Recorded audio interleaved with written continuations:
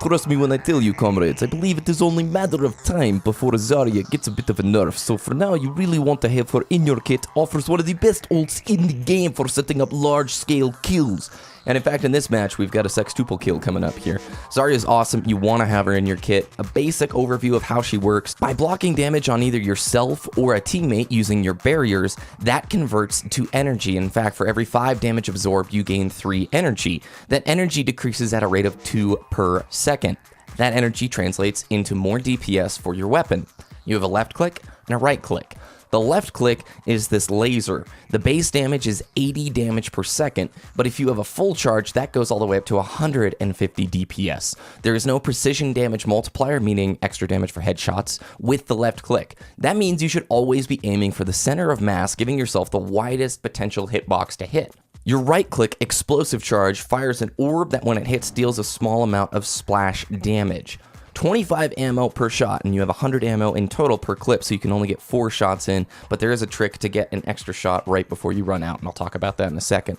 Each of those right clicks deals between 46 and 95 damage, depending on your energy or charge level. You can rocket jump slightly with the right click, and you can do damage to yourself if the AoE splashes near enough to you. The right click is great for clumped up enemies or those out of range of your left click. It's an ammo hog though, so be careful. This one's great for nailing enemies that you know are right around the corner or finishing kills that are fleeing.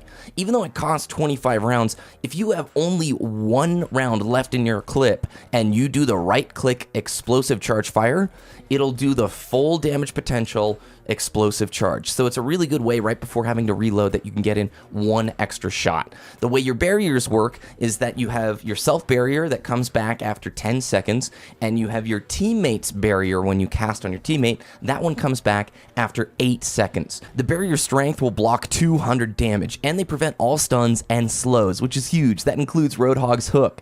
Damage that breaks the barrier will not go through. There's no bleed through. So even if D.Va's self-destruct goes off and you still have just, let's say, 30 of the barrier strength left when it goes off, you won't take the damage of the self-destruct. It'll just pop the shield, making this an incredible ability. Let's say there's a Riptire coming in and you can see him driving for one of your teammates. You just cast that barrier on your teammate, boom, you have protected him. Now you have to time it correctly because the barriers do not last very long. Let's talk about your ultimate ability, Graviton Surge. It's unbelievably strong. Not really for you, but for your teammates. This is an ult you need to coordinate with, let's say you've got a Pharah or a Bastion or a Roadhog's ult or a 76's ult, and you throw down the Graviton Surge and you've coordinated with them and they pop their ult. It's a free pass for huge amounts of kills. It's a wonderful CC. It's worth noting that there's plenty of heroes who can escape the Graviton Surge after being trapped in one. Tracer can recall, Genji can use Swift Strike, Reinhardt can charge to escape, Reaper can use his Wraith form to get out of there, D.Va can use her boosters to escape, Widowmaker can grappling hook out,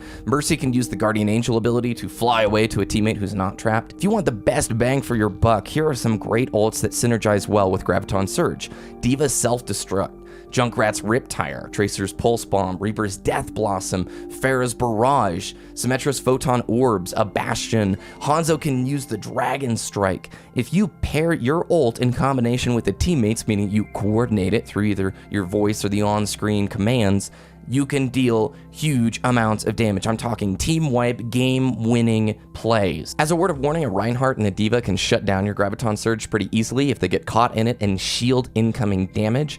Also, the Graviton Surge does deal a small amount of damage to those trapped inside of it, but it's pretty insignificant unless the enemies are very low health. Zarya excels in games where there's a Roadhog enemy tank. As mentioned earlier, the barriers prevent all stuns and slows, including the hook. You excel against Genji and D.Va, since Genji's deflect doesn't work against Zarya's particle cannon, and neither does the defense matrix. I foresee this being a big deal as D.Va becomes more popular once her PTR patch changes come to the live server.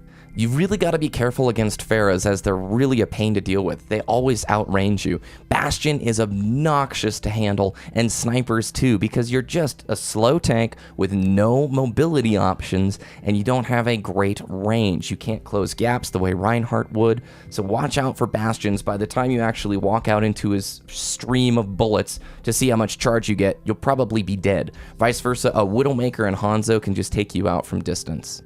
I find Zarya works best when paired with a Reinhardt. Reinhardt can still occupy the main tank role as you become more of the support tank who deals a lot of disruptive damage to the opponents while being able to shield teammates strategically. You'll see here I called out to my Pharah teammate, I'm using Graviton Surge, and he had his ult ready to go. We end up wiping the team, completing this match. You want to time those shield presses not just to gain energy for your weapon, but to really shut down these stuns and slows that would otherwise kill you or your teammates.